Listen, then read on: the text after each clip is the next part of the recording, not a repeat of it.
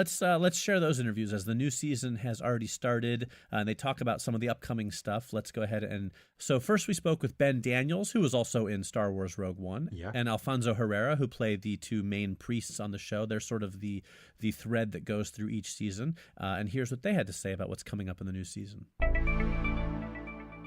The Exorcist is like the single most successful horror movie of all time, and also one of the most iconic. Was there any hesitancy to step into the roles like that, or was there any worries that it wouldn't live up to the quality of a movie that's that well loved?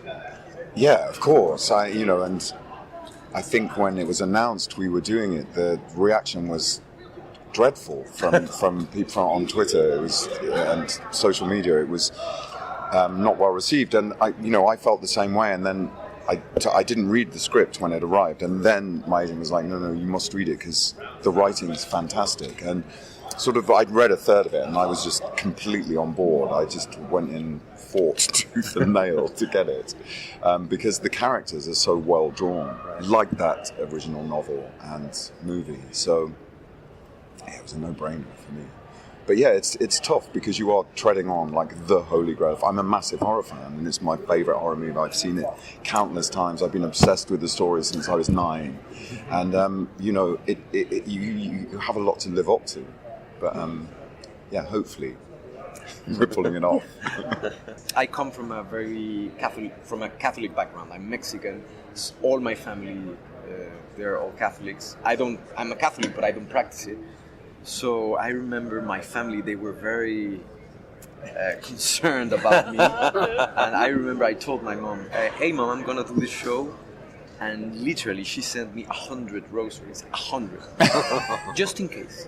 It's a very intense show, but when you're filming it, how do you sort of break the tension after a scene? Are there like any practical jokes going on, or jokes between set? It's interesting because Alfonso is working in a second language, so he comes to work really, really, really prepared, and I do the same kind of preparation. So when we come to work, and in fact it happens with everyone in this company of actors, really. Everyone comes so prepared, because sometimes the scenes are really long. Like yesterday, or a few days ago, we were doing a scene that was 9 pages long, which is like unheard of on television. So each take is 10 minutes long. So the concentration is really, really intense. So in between, as soon as cut is called, there's so much levity on the set. I've never worked on any job like it. And then as soon as action, everyone in the room concentrates.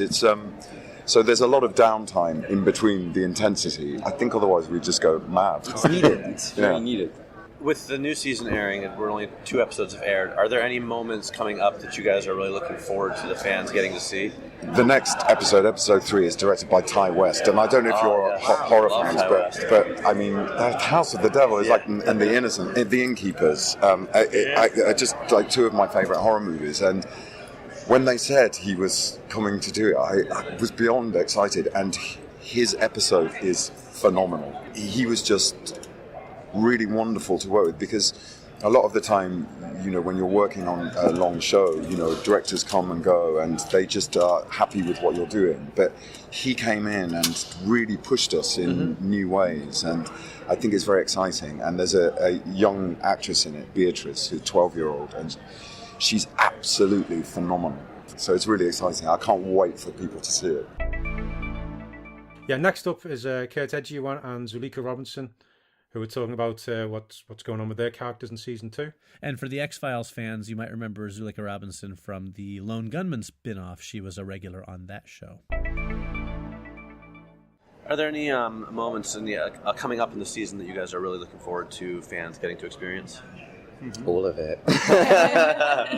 Seriously, we've got a ton to get through, starting with next week, I feel like every episode has some, because you've got these 3 very disparate stories, with Andy and the kids, us in the Vatican and in Europe, and then Marcus and Thomas on the road, doing their kind of road trip, So there's all these disparate stories, and they contrast each other so much. Weave in so well. Right? And there's this sort of puzzle quality to it as to how is this all going to fit? How are all 3 stories going to match and, meet into one, and I think the writers have done a brilliant job. So after a busy day filming on set, when you get home, how do you sleep at night? Any nightmares, or do you have to just take a while to just separate it all?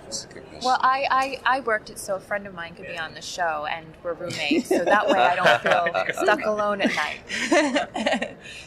It's a really good question. Because I've done jobs before where like that stays with you, you know, like the process or, you know, the character, and it's hard to actually shake that off.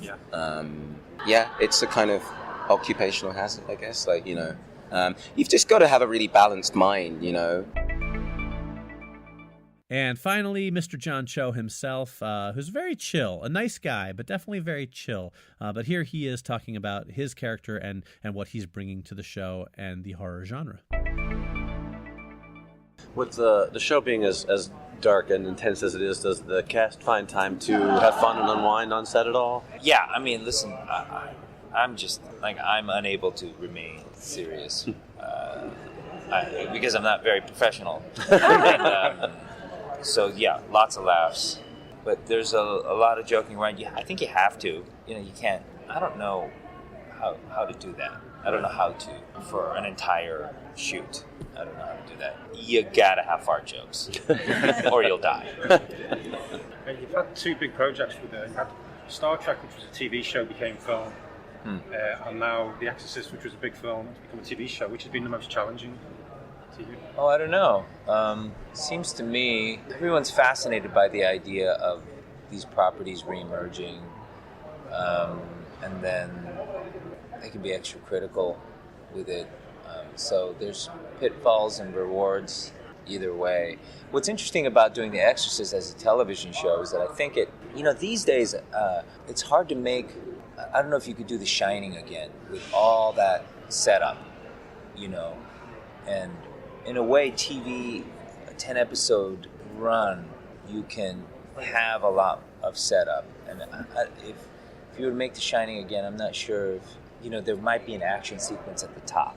So that's what I really like about the Tomas and Marcus storyline, is allowing the family to really, is allowing Jeremy and Sean to really paint the family well so that it sets up an undisclosed event is going to happen.